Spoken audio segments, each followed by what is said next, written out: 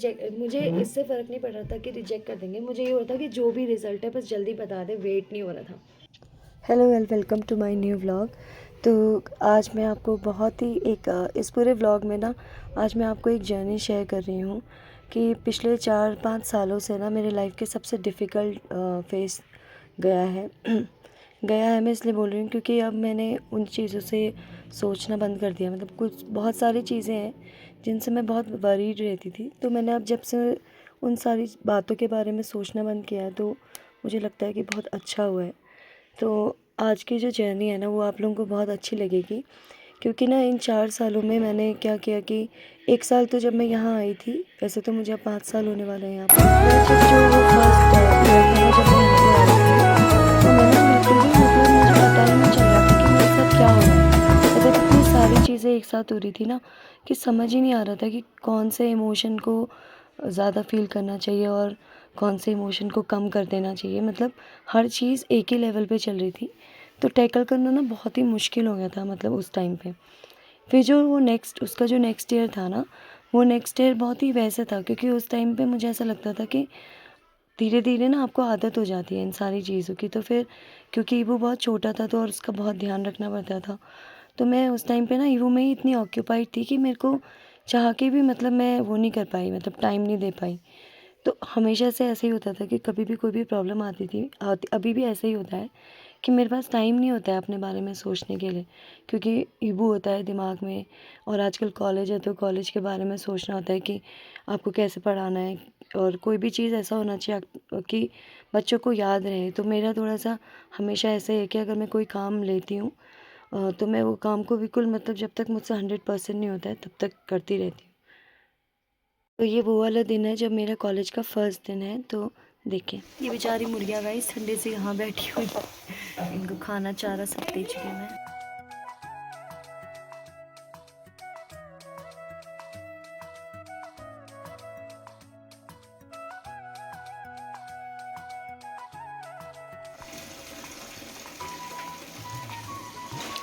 28 फरवरी है गाइस, बहुत ही ठंडा मौसम हो रहा है, लगातार बारिश है पिथौरागढ़ में 2 दिन से। और जो हमारे वो है इंटीरियर्स, वहाँ पे तो बर्फ़ ऑलरेडी पड़ चुकी है, बट क्योंकि हम जो है वो मेन में रहते हैं इसलिए यहाँ पे अभी बर्फ़ नहीं पड़ी है।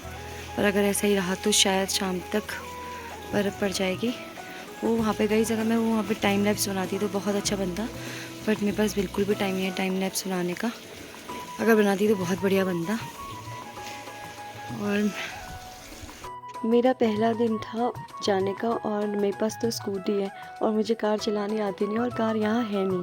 और गाइस मेरे ना मतलब मैं अगर मतलब मैं किसी को कह भी नहीं सकती कि आप मुझे गाड़ी पे छोड़ दो, क्योंकि अभी सब लोग बिज़ी हैं। मतलब मेरा ही कज़न है, अगर मैं उसको बोलती तो दादा आ जाता, और शायद ये वीडियो देखने के बाद वो मुझे थोड़ा डांट भी देगा। लेकिन मेरी किस्मत इतनी अच्छी थी कि ना उससे पहले दिन जिस दिन मेरी जॉइनिंग मतलब फ़र्स्ट क्लास थी, फ़र्स्ट लेक्चर था, उस दिन ना चाचा उससे पहली वाली रात को आ गए थे। तो चाचा मुझे छोड़ने आए थे सवेरे सवेरे, और इतनी बारिश हो रही थी ना गाइस, बहुत ही भयंकर बारिश हो रही थी और बहुत ठंडा मौसम हो रहा था। और वो जो कॉलेज है ना वो बिल्कुल मतलब कॉलेज में ना बहुत ठंडा होता है वैसे भी, क्योंकि वहाँ पे बहुत ही अलग से है ना वो थोड़ा सा एरिया, और वहाँ पे पेड़ ज़्यादा हैं तो बहुत ठंडा होता है। तो इस वजह से वहाँ पे बहुत ठंडा हो रहा था। बाय बाय और वेलकम आप लोगों का। देखिए ये है मेरा कॉलेज, यहाँ पे है हमारे एचओडी। तो मुझे जिनको रिपोर्ट करना होता है वो है हमारे एचओडी, तो उनके पास हमारा जो एरिया है बैठने का सिटिंग अरेंजमेंट तो ये है। तो ये है मेरा सरकारी दफ्तर। तो गाइस मैं कॉलेज से आ गई हूँ पढ़ा के, और अभी मैं जा रही हूँ घर। आज बहुत दिनों के बाद गई छतरी में पैदल में जा रही हूँ। अभी चाचा लोग और ये भी मुझे लेने आ रहे हैं। तो ये कॉलेज रोड है, और नेक्स्ट टाइम जब मैं कॉलेज जाऊँगी तो मैं आपको दिखाऊँगी कि कैसा दिखता है कॉलेज अंदर से। आज मैंने थोड़ा सा ही लिया है क्योंकि that was my first day.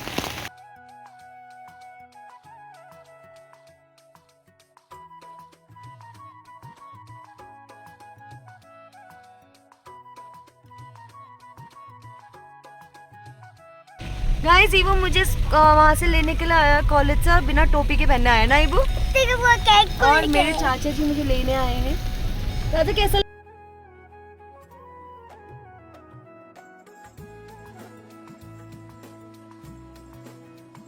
अभी मैं गेस्ट फैकल्टी हूँ। टेम्प्रेरी होता है, कॉन्ट्रैक्ट होता है, कॉन्ट्रैक्ट बेसिस में।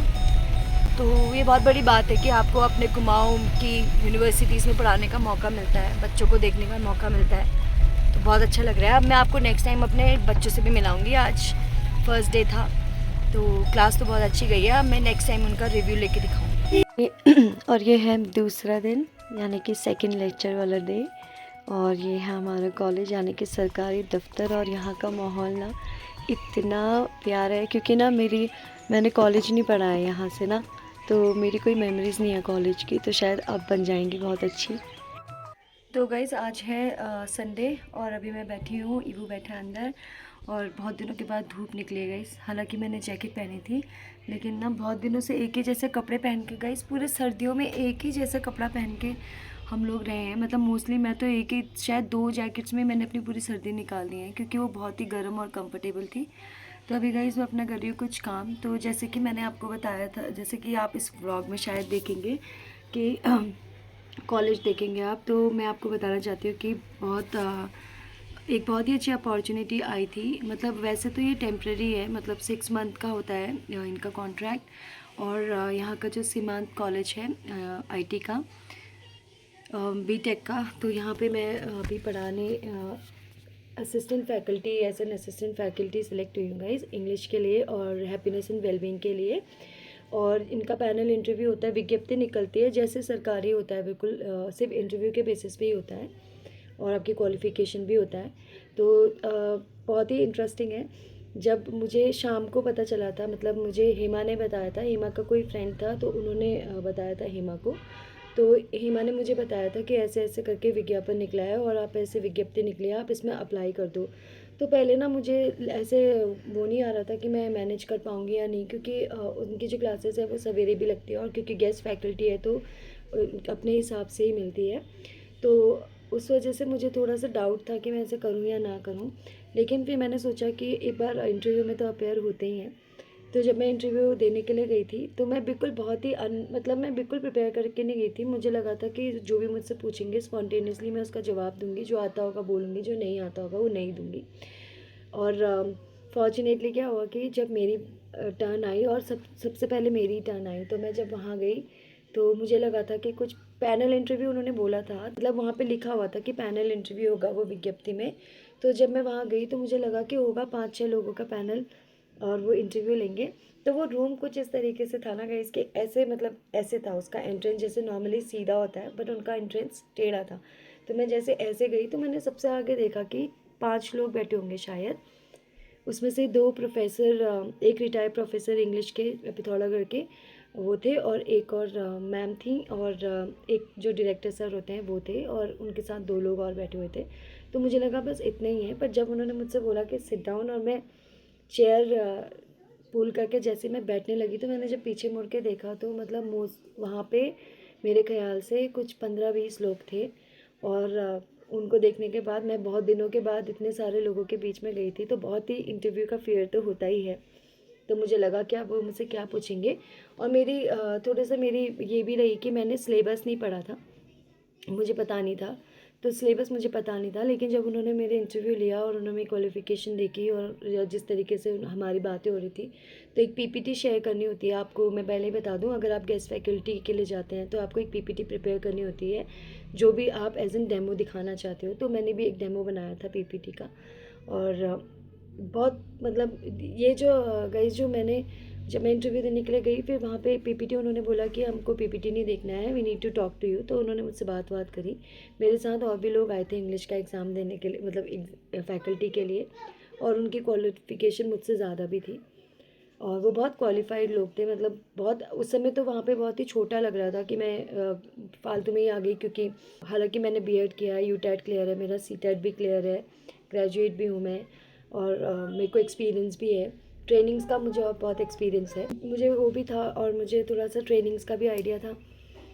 तो मैं तो अपना इंटरव्यू दे के आ गई। मेरा इंटरव्यू सबसे लेंदी इंटरव्यू हुआ था मेरा। मेरा इंटरव्यू शायद 35 मिनट्स का हुआ है। और उसमें से हर किसी ने क्वेश्चंस पूछे और मुझे बहुत मतलब मैं अभी पर्सनली उनसे मिलने भी जाऊंगी जो यहाँ के रिटायर इंग्लिश प्रोफेसर हैं।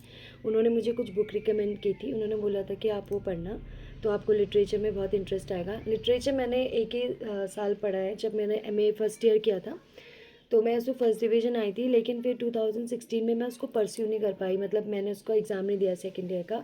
और फिर ऐसे 2 साल का गैप हो जाता है तो फिर आपको दोबारा से फर्स्ट ईयर देना पड़ता है। तो अब गाइस मैंने इस साल सोचा है कि मैं अपना फर्स्ट ईयर का एग्ज़ाम दूंगी एमए इंग्लिश का, क्योंकि और ये अच्छा हुआ कि मैं अभी तक इन 4 सालों में सोचती थी कि मैंने क्या किया, टाइम वेस्ट हो गया, मतलब ऐसे मुझे मन से लगता था।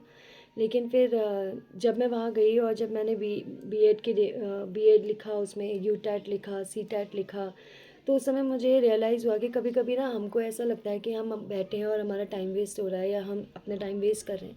पर जब कभी कभी कोई कोई चीज़ें ना, बड़ी चीज़ के लिए कोई सब छोटी छोटी चीज़ें तो करनी पड़ती हैं। तो वो सारी चीज़ें मेरी जो उससे रिलेटेड हैं, टीचिंग से रिलेटेड है, वो मेरी ऑलरेडी सारी कंप्लीट ही है। बस मेरी एक पोस्ट ग्रेजुएशन रहती है जो कि मैं इस साल डेफिनेटली करूँगी।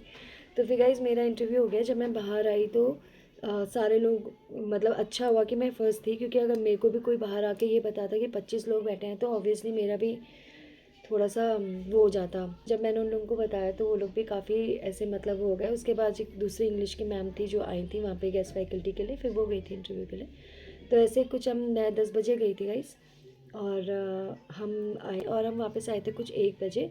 और 1 बजे के तब तक रिज़ल्ट डिक्लेयर नहीं हुआ था, मतलब जब तक, क्योंकि इंटरव्यू चल ही रहे थे, मैनेजमेंट वालों के भी थे, इंग्लिश के भी थे, तो वो चल ही रहे थे। फिर उसके बाद जब मैं घर आ गई तो मुझे बहुत ही ऐसे वो नर्वसनेस हो रहा था।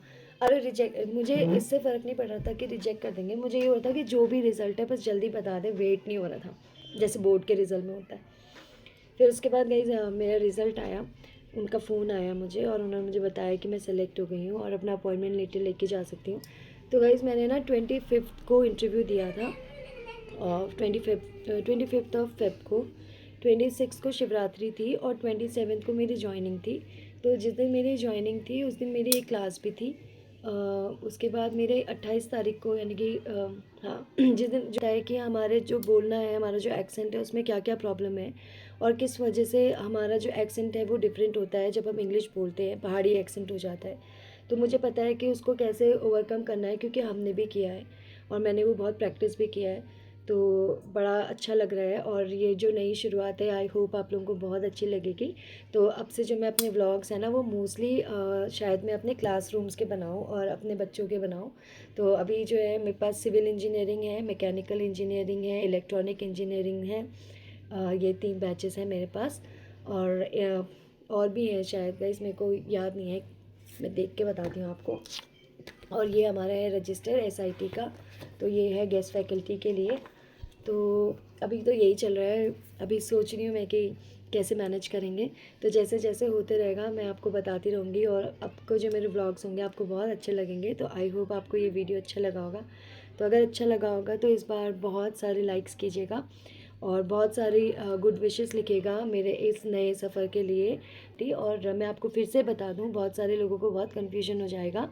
ये सिर्फ 6 महीने का प्रोजेक्ट है। ये कॉन्ट्रैक्ट टीचर की पोस्ट होती है जिसको कि गेस्ट फैकल्टी कहते हैं। अगर आप लोगों में से जो लोग पढ़े लिखे होते हैं गाइस, उनको पता होता है मोस्टली कि जो गेस्ट फैकल्टी होती है वो क्या होती है। गेस्ट का मतलब ही यही होता है कि जो आता है और जाता है, तो परमानेंट नहीं होता है, ये सिर्फ 6 मंथ्स के लिए ही होता है। और इसमें जो होता है मैं आपको ये भी बता दूं कि अगर आप बहुत सारे लोग गेस्ट फैकल्टी के लिए देख रहे हैं तो उसमें कोई फ़िक्स रेन्यूमरेशन नहीं होता है, जैसे कोई सैलरी नहीं होता है। आप जितने लेक्चर लोगे, अगर आपके लेक्चर हैं तो आपको 1000 रुपीज़ होता है, और अगर आपकी लैब है तो 500 रुपीज़ पर आवर होता है।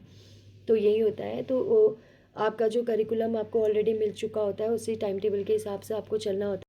क्योंकि आप सेमेस्टर के बीच में आ रहे हो, तो जब आप सेमेस्टर के बीच में आओगे तो आपके पास भी लिमिटेड पीरियड्स ही होंगे, क्योंकि जो और टीचर्स हैं उनको भी अपना सिलेबस ख़त्म करना होगा। तो ये होता है। तो गेस्ट फैकल्टी का मतलब कोई परमानेंट मतलब कोई फ़िक्स अमाउंट नहीं होता है उसके लिए। मतलब आप 10,000 भी कमा सकते हो, आप 5,000 भी कमा सकते हो, आप 20,000 भी कमा सकते हो, ऐसा ही रहता है उसमें। लेकिन मज़ा बहुत आएगा, क्योंकि मैं भी बहुत दिनों के बाद फिर से घर से बाहर निकल के थोड़ा जाऊंगी, तो मुझे बहुत अच्छा लगेगा। तो आई होप आपको ये वीडियो अच्छा लगेगा गाइस। तो do like share and subscribe. आज के लिए बस इतना ही। थैंक यू सो मच, यही बताना था आज।